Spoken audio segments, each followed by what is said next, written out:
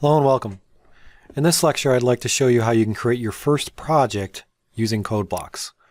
So let's start up CodeBlocks.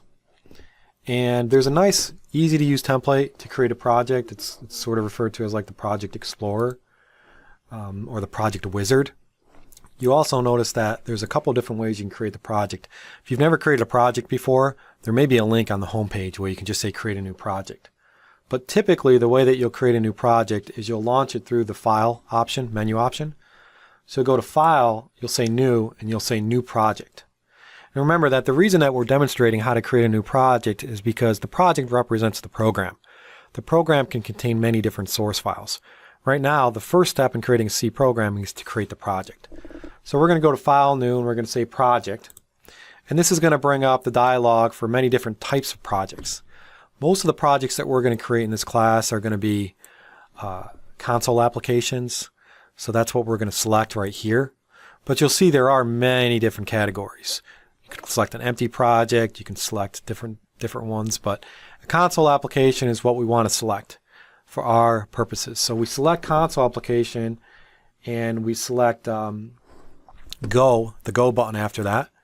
Once we select the Go button, it's going to say, basically it's going to bring up this console application wizard. And it's going to say, welcome to the new console application wizard. It's going to guide you through creating a new console application. And you can skip this page if you don't want to see it on every creation. So you can just say next. And then it's going to ask you what kind of application you want to create. You want to select C.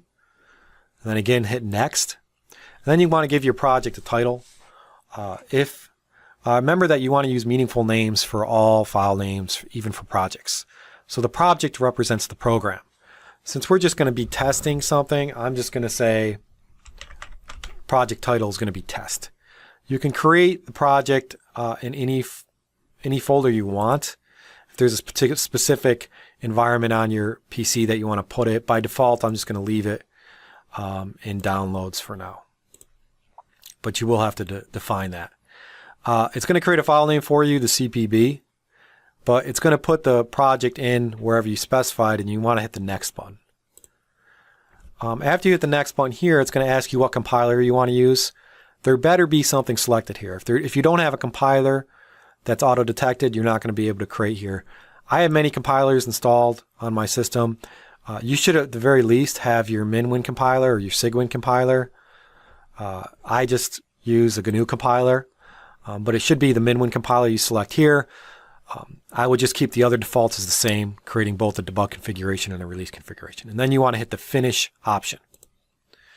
And after you hit the Finish option, your project will be created. You'll see, basically on the left-hand pane side in your management view, that if you select the Projects tab, you'll see that there's now a new test project. And underneath there's a source folder. And the project template also automatically created a default file for me, which is main.c. We know it's a C source file because it has the C extension. We can double click that and then you'll see the editor come up. Now I have the editor especially large with text, probably a little bit too large, so I'm going to change that. And you can do that in your settings, editing preference pile. I'm just going to change the font to be a little smaller. Maybe 18 would be good. I want to make sure you guys can see when I'm editing. So I think 18 is good. But this just created a simple main.c file, mainly a hello world application. It's a template that created some main code for you. And so your project is created. And as I mentioned, it will create some default code for you. This is going to look foreign to you right now. I'll explain this in another lecture. But this is the basics of creating a project. Once you've done creating a project, you can now actually start writing code and then executing it and running it as well. So other things you may want to do is, again, you want to analyze this project management window. You'll see the main.c file there. You can right-click that and you can remove it if you wanted to remove a file from a project. I'm going to show you how to add more files and projects, but if you right-click on sources, or if you say file, you can add new source files as well just by going file, new, empty file, or if you want to select from a template.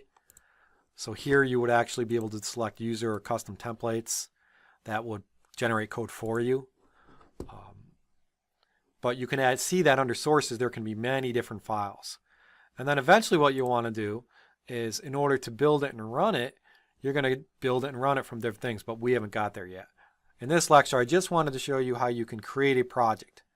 And that's basically how you do it. Thank you.